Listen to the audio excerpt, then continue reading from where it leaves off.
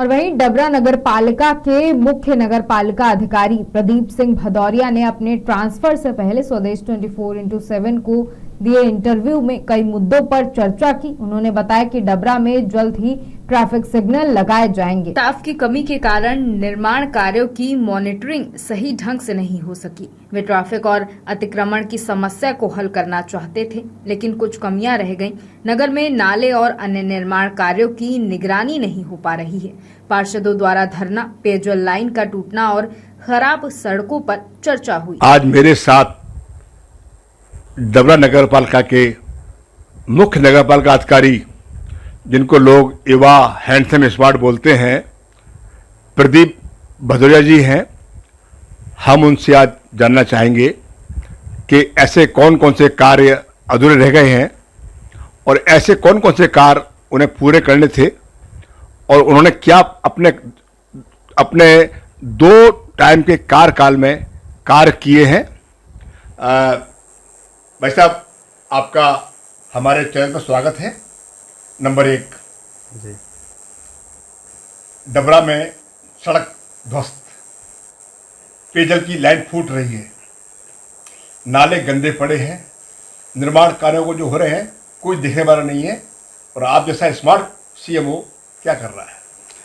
देखो, मैं आपको वास्तविकता बता दें कि डबरा में सीवरेज स्वीकृत होने के पश्चात शासन से निर्देश प्राप्त हुए थे कि सीवरेज होने के पश्चात निर्माण काम को जो मुख्यतः जो रोडें हैं उनको नवीन रोडों को स्वीकृत नहीं किया जाए।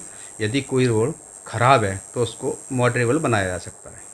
इसी अनुक्रम में तत्समय मेरे द्वारा गाड़ी अड्डा रोड और ठाकुर बाबा रोड, ऐसी अन्य कई रोडें थीं जिनको मॉडरेबल बनाया गया है और वर्तमान में सीवरेज का काम लगभग स्वीकृत हो चुका है। अनुबंध सूचना जारी की जाना शेष है। बहुत जल्दी उसका वर्क ऑर्डर होना है। 144 करोड़ से सीवरेज सैंक्शन है। भाई साहब, पहले हर साल वर्षा काल से पहले नगर पालिका द्वारा नालों की तली झाड़ सफाई होती थी। इस बार कुछ नहीं हुआ और पानी में नालों का निर्माण हो रहा है, कोई देखने वाला नहीं है। हमने अभी तुम्हारे रामगढ़ नाले का सीमांकन भी कराया है और रामगढ़ नाले का टेंडर लगाया सफाई का। 2 बार टेंडर खाली गया है, किसी ने उसमें अप्लाई नहीं किया है, तो मैंने दोबारा रीटेंडर किया है। ऐसे ही शहर के जो अन्य नाले हैं उन नालों के लिए एक दूसरा टेंडर लगाया है, वो टेंडर भी खाली गया है, किसी ने उसमें अपीयर नहीं हुए हैं कोई भी वेंडर। अभी दोबारा मैंने फिर उसको लगाया है। जैसे ही इसके टेंडर में कोई भी वेंडर आता है तो निश्चित ही पूरी की बात सफाई होगी। इसके पश्चात अभी मैंने जो हमारे यहाँ नाला गैंग टीम है उनके द्वारा बारडों में जो मुख्य नाले हैं उनकी सफाई की प्रक्रिया निरंतर जारी है और कर भी रहे हैं, और जो ग्रुप में उसमें फ़ोटो भी आ रहे हैं। भाई साहब, आप युवा सीएमओ हैं और तमाम सारी योजनाएं आती हैं और आप सबको देखते हैं। ऐसे कौन से काम आपके मन में रह गए हैं जो डबरा पूरा नहीं हो पाए हैं? अतिक्रमण के लिए बहुत प्रयास किया है। पुल के नीचे अतिक्रमण हटाने का पूर्व में हटा भी दिया गया था, किंतु जो कुछ परिस्थिति बस वो दोबारा से मॉनिटरिंग का अभाव, मान लो चाहे स्थानीय परिस्थितियाँ कि वो यथावत हो गई। दोबारा मैंने अभी अनाउंसमेंट कराया था कि वो पुल के नीचे की जो अतिक्रमण जो ट्रैफिक की मूल समस्या है उसको मैंने गाड़ी अड्डा रोड मंडी में शिफ्ट किया था। उसकी शिफ्टिंग की डेट 20 तारीख चूँकि रखी गई थी अंतिम, किंतु उससे पहले हमको रिलीव होना पड़ा। शासन ने रिलीव कर दी 17 तारीख को। तो ये है कि चलो आगे आने वाले जो मेरे सीएमओ होंगे, साथी होंगे, वो उस काम को पूरा करेंगे। आप एक्टिव सीएमओ रहे हैं, तो ऐसी क्या स्थितियाँ बनी कि आपके खिलाफ पार्षदों ने धरना दिया और एक आक्रोश व्यक्त किया? इसका क्या कारण रहा है? क्या होता है कि सभी की इच्छाओं की पूर्ति कोई नहीं कर सकता। कई लोग धरना प्रदर्शन के पीछे बहुत सारी राजनीतिक इच्छा शक्ति और राजनीतिक कारण भी होते हैं। पार्षदों की अपनी एक अलग समस्याएं होती हैं और हमारी एक अलग मर्यादाएं होती हैं, एक लिमिटेशंस होती हैं। ये आवश्यक नहीं है कि हर व्यक्ति की कार्य की इच्छाओं की पूर्ति कर सके। हम सभी को नियम कानूनों में बंधकर काम करना होता है। जब उनकी इच्छा की पूर्ति नहीं होती है या उनके अनुरूप जब काम नहीं संपादित हो पाते हैं तो निश्चित ही आदमी के अंदर आक्रोश आता है। ये नेता लोग तो 5 साल के लिए आते हैं और सब होते हैं इलेक्टेड। आप सिलेक्टेड हो, क्या आप राजनीति के शिकार है क्या? नहीं नहीं, राजनीति के शिकार हम ना थे ना कभी रहे हैं, ऐसी कोई बात नहीं है।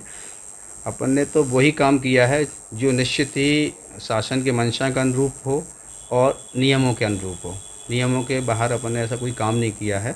भले ही अपने काम कोई भी अपन जो जनहित का काम करते हैं, चाहे अतिक्रमण हो चाहे और भी कोई ऐसा काम हो, तो निश्चित ही सारी जनता एक साथ उसको स्वीकृत नहीं कर पाती है। इसी वजह से कुछ आक्रोश और विरोध होना स्वाभाविक है।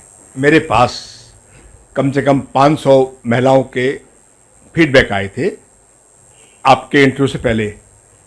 क्या जो आप 4 गेट बनवा रहे हैं नगर प्रवेश द्वार, वो जरूरी थे या सुगम मिल गेट से लेकर के थाने तक महिलाओं के लिए व्यवस्था नहीं है, बाथरूम की, शौचालय की? कितनी होती है परेशानी, क्या कहेंगे इस बारे में आप?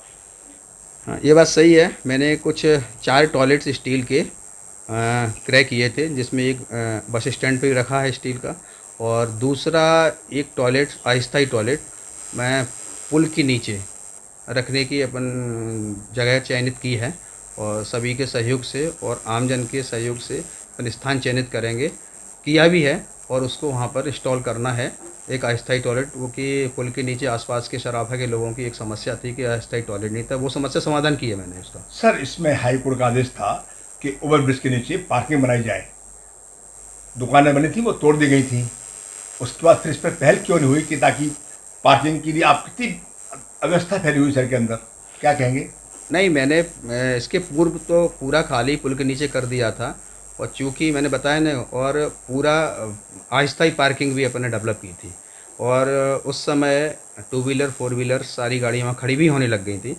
किंतु कुछ ऐसी स्थानीय परिस्थितियाँ उस समय रहीं कि प्रॉपर उसकी मॉनिटरिंग नहीं हो पाई, और स्थानीय जनता ने कोई सहयोग नहीं किया, और धीरे से अतिक्रमण हो गया, तो दोबारा से यथावत हो गया। किंतु उस समय अपन सभी ने, प्रशासन ने इस चीज़ को महसूस किया कि पूर्व अब स्थायी परमानेंट इसका हल एक ही है कि इसको अन्य जगह शिफ्टेड किया जाए। तो निश्चित ही आने वाले जो भी मेरा सीएमओ रहेंगे वो उसको शिफ्ट करेंगे, वो परमानेंट उसकी व्यवस्था। देखिए सर, क्या है, बरसों से दुकान लगी हुई हैं, रोजगार है, लोग पल रहे हैं, तो उनको कहीं अपन ने प्लानिंग की है कि इनको हम यहाँ से हटा कर कहीं बसाएं? हाँ, मैं बोला नहीं, मैंने गाड़ी अड्डा पर जो मंडी है, गाड़ी अड्डा रोड पे स्थित मंडी है, उसमें अंदर बहुत स्पेस है, पार्किंग भी है, स्पेस भी है, तो निश्चित ही सारे लोग अगर वहाँ शिफ्ट हो जाएंगे, तो जब एक ही जगह पर पूरा मार्केट डेवलप होता है, तो वहाँ पर सेल होने का या कोई विक्रय होने के कोई ऐसे कोई खतरा भी नहीं रहता कि कई लोगों को इस बात का डर होता है कि वहाँ पे इतना विक्रय नहीं होगा, मेरा रोज़गार छिन जाएगा। ऐसे भी समस्या नहीं होगी, और वहाँ पर जब वहाँ से शिफ्ट हो जाएगा तो बार बार अतिक्रमण होने की संभावना भी कम हो जाएगी। तो लोग जाना क्यों नहीं चाहते यहाँ से? एक ये मान लो कि बरसों से एक ही जगह जब आदमी काम करता है तो उसका माइंड सेट भी होता है क्या कि हम यही काम करेंगे तभी हमारा यहाँ पर दुकान चलेगी, विक्रय होगा। हम तो यही मानते हैं कि व्यक्ति का माइंड सेट है ये। अब परिवर्तन आसानी से कोई भी स्वीकार नहीं करता है। मैं आपसे एक बार फिर क्वेश्चन को दोहरा रहा हूँ, क्या डबरा के प्रवेश द्वार जरूरी थे या महिलाओं के लिए, जो गांव से महिलाएं आती हैं डबरा के अंदर, पूरा एक डबरा जो है पूरा गांव का एरिया है पूरा, उनके लिए कोई सुविधा नहीं है? देखो, मैं कह रहा हूँ दोनों की अलग अलग आवश्यकताएं हैं, हर चीज़ की एक अलग आवश्यकता है। प्रवेश द्वार की एक सौंदर्यीकरण में आवश्यकता है, और टॉयलेट्स की आधारभूत सुविधाएं, अनिवार्य सुविधाएं हैं, ये भी आवश्यकता है। इसमें क्या हुआ घटना? ये तो एक घटना है, किसी के साथ भी हो सकती है। परिवर्तन आसानी से कोई भी स्वीकार नहीं करता है। मैं आपसे एक बार फिर क्वेश्चन को दोहरा रहा हूँ, क्या डबरा के प्रवेश द्वार जरूरी थे या महिलाओं के लिए, जो गांव से महिलाएं आती हैं डबरा के अंदर, पूरा एक डबरा जो है पूरा गांव का एरिया है पूरा, उनके लिए कोई सुविधा नहीं है? मैं कह रहा हूँ दोनों की अलग अलग आवश्यकताएं हैं, हर चीज़ की एक अलग आवश्यकता है। प्रवेश द्वार की एक सौंदर्यीकरण में आवश्यकता है, और टॉयलेट्स की आधारभूत सुविधाएं, अनिवार्य सुविधाएं हैं, ये भी आवश्यकता है। इसमें क्या हुआ घटना? ये तो एक घटना है, किसी के साथ भी हो सकती है। वो रैंडमली घटना घटित हो गई, वो कोई भी किसी के साथ कहीं भी घटित हो सकती है। अब ये मामला क्या पोस्टपोन हो गया कि आगे बनेगा चल करके? हाँ, ये हमने जो अटूट राय पे जो प्रवेश द्वार था उसका टेंडर निरस्त कर दिया है जी। और अब इसका बहुत जल्दी शीघ्र रीटेंडर करेंगे, तो जो अधूरा काम होगा तो नया वेंडर मैं आपसे एक प्रश्न फिर दोहरा रहा हूँ आपसे कि जो निर्माण कार्य चल रहे हैं, पहले नगर पालिका के जेई एई टाइम कीपर जाते थे देखने के लिए, आज की तारीख में कोई नहीं जा रहा। क्योंकि इंजीनियर की इतनी कमी है मेरे पास। अभी वर्तमान में एक इंजीनियर था, बाकी सारे इंजीनियर ट्रांसफ़र हो गए थे, तो वो रेंडोरली 1 बाई 1 चूँकि निर्माण काम विभिन्न वार्ड में अलग अलग चल रहे हैं, तो उन्होंने शेड्यूल बना रखा था कि ऐसा नहीं आप कह सकते कि जाते नहीं हैं। बिना इंजीनियर फिजिकल साइड जाए वो एस्टीमेट को ना तो बना सकते हैं, ना तो वो मूल्यांकन कर सकते हैं। जाते हैं, किंतु कंपैरिजन में ये कह सकते हैं उतना मॉनिटरिंग नहीं है, क्योंकि स्टाफ नहीं है। स्टाफ नहीं है। तो अब डबरा की जनता आपसे क्या उम्मीद करे? नहीं, जनता का अपना अलग सोचना, जनता तो चाहेगी विकास हो, अच्छे से गुणवत्ता से काम हो, उनका सोचना एक सही भी है।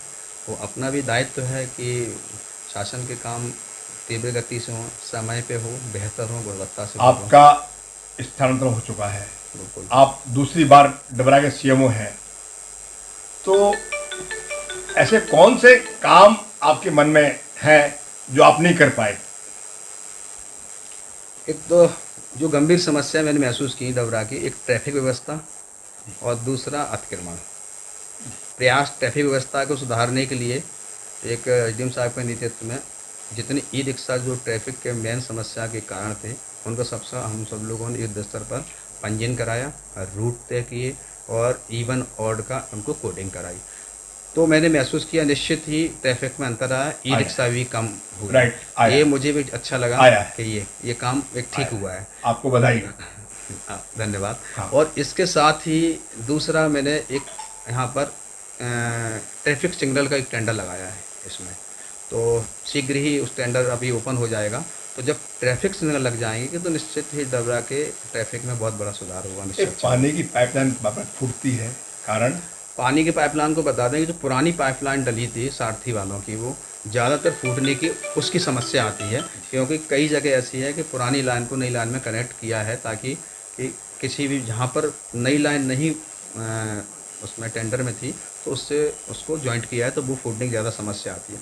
दूसरा, फूटने की जो शिकायत आती है, जो ठेकेदार काम कर रहे हैं वो काम के दौरान नाली निर्माण कर रहे हैं या रोड निर्माण कर रहे हैं, तो उसके दौरान उनसे बाई मिस्टेक उनसे ही फूट जाती है। डबरा के लिए आपका वैसे दुख होता है, कोई जाता है अपने बीच से, एक प्रक्रिया है जाने की, क्या संदेश है आने वाले सीएमओ साहब के लिए और जनता के लिए?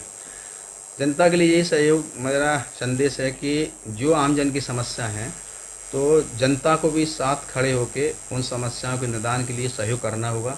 जब तक जनता सहयोग नहीं करेगी, चाहे निर्माण के काम हो, चाहे अतिक्रमण का काम हो, चाहे सफाई का काम हो, नगर पालिका या शासन का एक लिमिट तक काम कर सकती है। जैसे सफाई का है, सफाई करने के पश्चात आपका दायित्व बनता है कि हम दोबारा उसकी गंदगी ना फैलाएं, रोडों पे कचरा ना फैलाएं, एक समय के बाद कचरा रोडों पर ना फेंकें। जब तक जनता सहयोग नहीं करेगी, आप कोई भी मिशन आपको पूरा नहीं कर पाएंगे। और आपके जो 30 पार्षद हैं उनके लिए क्या कहना चाहेंगे आप? उनके लिए यही कहना चाहेंगे कि भाई आम जनता ने आपको चुना है, तो आपके जो दायित्व हैं, तो उन दायित्वों को अपना खुद का मूल्यांकन करें, उन दायित्वों का पूरा करने का प्रयास करें और जनता से अपील करें कि सहयोग करें, नगर पालिका का जो काम है उनको सहयोग करें। ये है डबरा मुख्य नगर पालिका अधिकारी प्रदीप सिंह भदौरिया जी।